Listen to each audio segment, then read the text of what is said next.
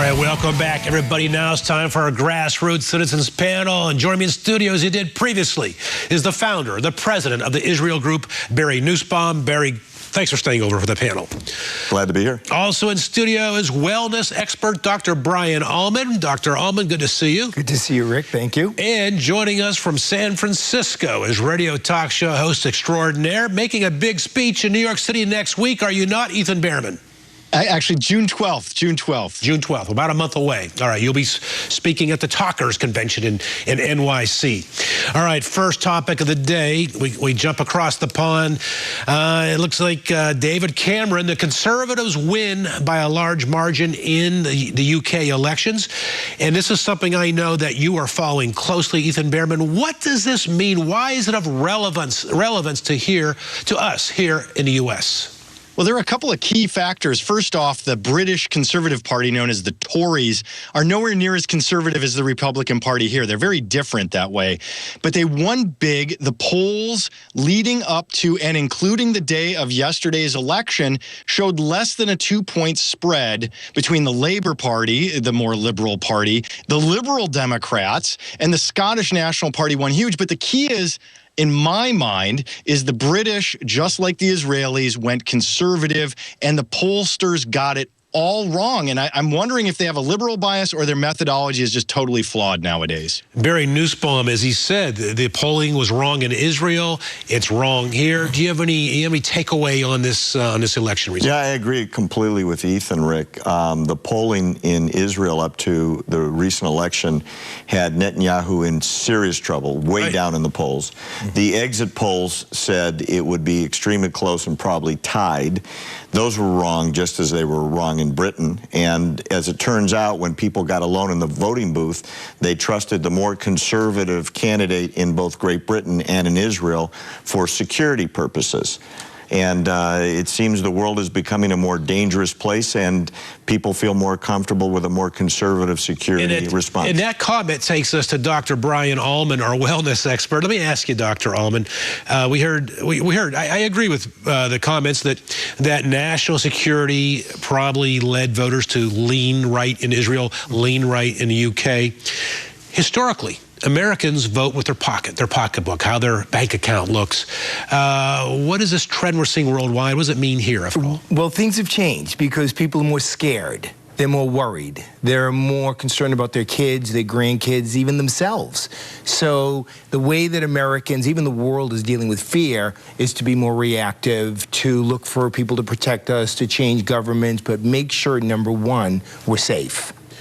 Do you believe that people will vote with their pocketbook in 2016, or national security? Or it's too close to call at this point? It's going to be national security again, because the world feels like a more dangerous place than ever before, probably since World War II. It's interesting about that comment. Let me say, political pollster Scott Rasmussen disagrees. He thinks it'll be the pocketbook, but the RNC, the Republican Party, agrees with you. They feel that they need to make national security the #1 issue. Speaking of pocketbook, next topic is job numbers came out today, and one thing that you'll never hear the mainstream media talk about, something you'll never hear the Obama administration mention, is that a record number of slightly over 93 million Americans are out of work, not even included in the unemployment numbers. But in addition to that, a sad number, not that first number was not sad, another sad number is a record number of people are now renting, percentage-wise. The wealth gap in America has widened as more people rent and less people own homes. Let's go to Ethan Behrman, and in the very conservative bastion of San Francisco. That was humor. Ethan, to me, it's a sad story, because America is supposed to be about the little guy, the little person having an opportunity to rise, pull themselves up and rise, and real estate ownership, home ownership is one way to do that. Renting at an all-time high percentage-wise, it shows a very dangerous point where we are in America, economically speaking, does it not? Well, I actually disagree with you slightly on this topic because in particular, you have the millennial generation does not view home ownership as a priority. They like renting. They don't want to have to worry about a domicile to maintain, homeowners insurance, fixing it up, dealing with all of those different issues. So they're comfortable renting as opposed to owning as a, generality or generalization, excuse me, when we speak about the millennials. And then you had the people that couldn't afford homes anyway. So if we had liar loans and people that couldn't afford to pay their mortgages anyhow, so maybe we've reached what the market can actually support as far as home ownership in America. Well, we may be at that point, but here's where I'm going to slightly disagree with you. I agree that it's a heck of a lot less of a headache and a hassle to rent as opposed to own. But you look at millennials. There's no surprise a record number are renting, no surprise that they want less of that hassle because a record number are unemployed. A record number are living at home with mom and dad up until age 30. Of course they're renting from mom and dad. Barry, what's your take on this story? My take is that the market has probably adjusted to where it should be. You had anyone can get a mortgage if you can fog a mirror qualification. And that was wrong as well. And so what happened is you had way too many people that didn't qualify buying homes, literally with nothing down, and in many cases could walk out of a closing with money in their pocket. So you think it's taken 6-7 years to run that cycle? No, actually what's happened is as foreclosures increased and banks failed and record numbers of foreclosures, the greatest percentage that have been seen since the Great Depression, mortgage lending became more traditional in the sense of a standard down payment, standard qualifications. You've got to have verifiable income, no more stated income qualifications.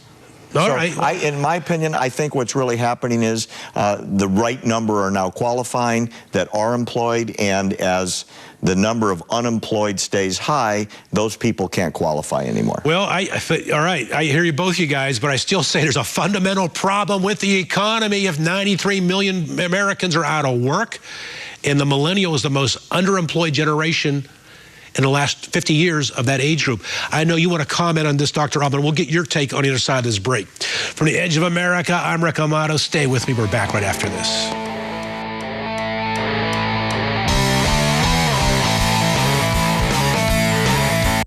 One America News looks back to moments in history that shaped our country and our world and makes us who we are. The explosion of a nuclear power reactor at Chernobyl caused a radioactive scare in Scandinavia even before it was announced by the Soviet Union. Occurring on April 26, 1986, it was the worst power plant accident to date, though some scientists cautioned against hysteria. This accident is a social catastrophe. It's a commercial catastrophe. But in terms of worst catastrophes, there are many worst catastrophes. Nevertheless, 30 were reported dead in the Soviet Union and 237 more suffering from radiation burns. Lap reindeer were contaminated as radiation jumped to 50 times normal in Sweden. And the Soviets plan to monitor residents close to Chernobyl, possibly for life.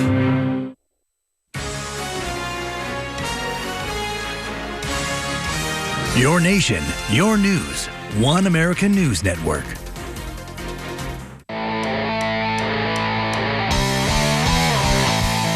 All right, welcome back, everybody. We are in the middle of our Grassroots Citizens panel. Before the break, we are discussing the fact that a new report out shows that home ownership, the percentage of home ownership in America, has fallen to its lowest level in more than 25 years. Dr. Altman, wellness expert, you didn't get a chance to weigh in on this. You make a living consulting corporate executives, blue-collar workers, public school students on stress. Right. Is there a connection here? There is. The number one stress is money.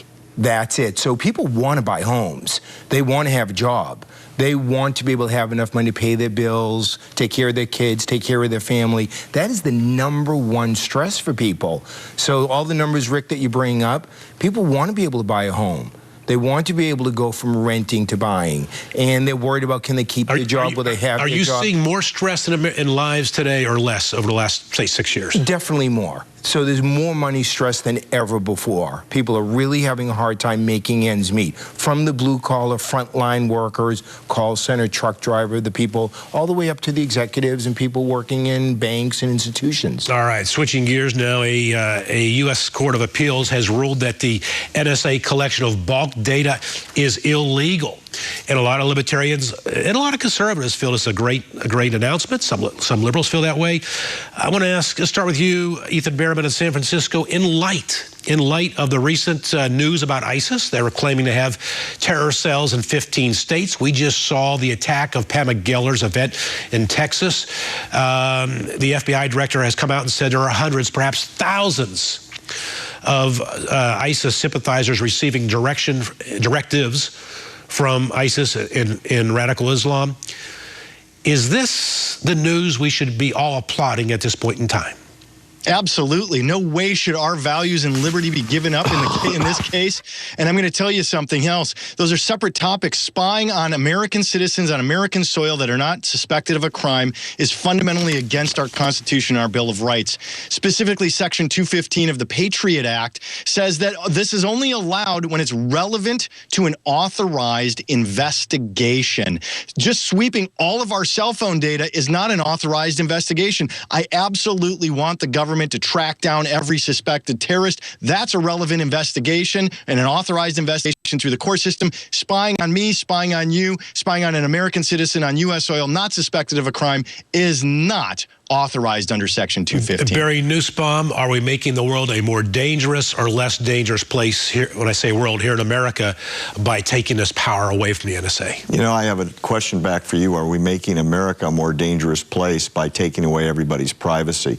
If you've got a big brother that's literally sweeping up all available electronic data in the hopes of finding a bad guy, what really are we giving the government power to do? Control every communication, spy on every citizen, know what everybody's doing all the time.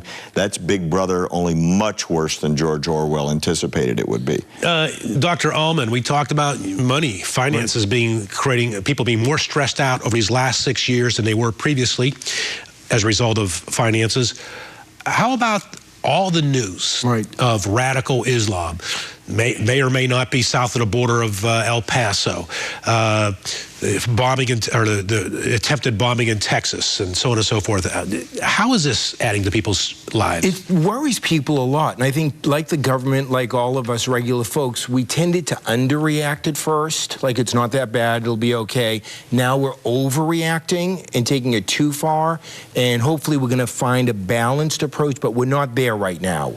We're going from under to overreacting, and it's typical of human beings because emotionally we're scared. All right, switching gears now. Ethan, a moment ago I mentioned that you will be speaking in New York City next month at the Talkers Convention. That's the big convention of all radio talk show hosts across America. You'll be speaking just before Sean Hannity, as a matter of fact. Well, there's a convention in New York right now put on by a group that's an international press freedom organization known as PEN, P-E-N.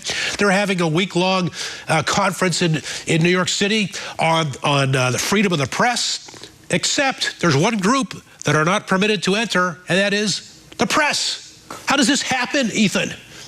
Well, it's very interesting. I've had a press pass at the United Nations. They give temporary passes when you have events for the press. So I've actually gotten one before. I've been through the process. They do a full background check.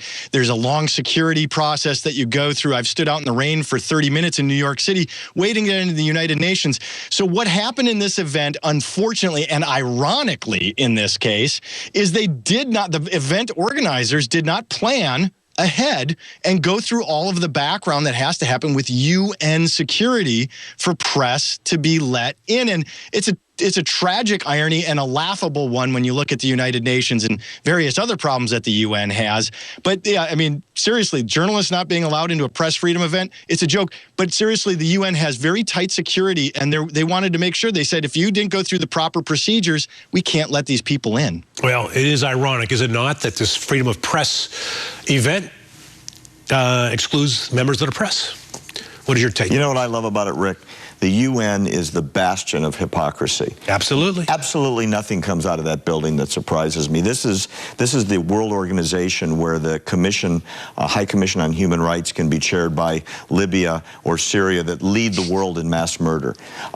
It's never been about anything other than bizarre behavior, and you can throw this in the pile. You throw it in the pile. Before we go to Dr. Allman, you want to talk about bizarre behavior? It made our Mama Luke segment earlier in the week. Former UN Secretary Kofi Annan said, hey, the world, because of global warming, we need to seriously start looking at eating at bugs as a source of protein for the human diet. He said, after all, raising cattle and pig flatulence that they exude leads to greenhouse effect. I was like, you got to be kidding me. You got to be kidding me.